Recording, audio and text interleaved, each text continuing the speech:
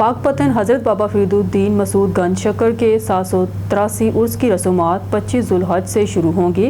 ईद के तीनों रोज़ उर्स का समा रहा। इसी हवाले से मज़ीद तफसीलात जान लेते हैं अपने रिपोर्टर हसन अब्बास बुखारी से। जी हसन बुखारी, आगाह कीजिएगा।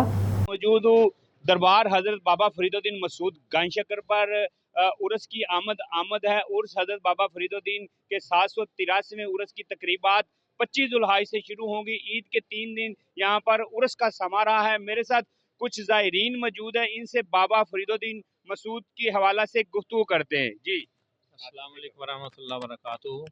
अल्हम्दुलिल्लाह बाबा जी मसूदुद्दीन गंज शक्कर रहमतुल्लाहि ताला अलैह और दीगर जितनी भी बुज़ुर्ग हस्तियां हैं बरे सग़ीर में, इनकी बरकत से इस्लाम यहाँ फैला है और इंशाअल्लाह तासुबे क़यामत आबाद और शाद इस्लाम रहेगा इनकी बरकत से। और इंशाअल्लाह हम उनके नक्शे कदम पर चल के पाकिस्तान को और पाकिस्तान के साथ फ़लस्तीन कश्मीर के मुसलमानों के लिए हम दुआ के लिए हाज़िर हुए हैं।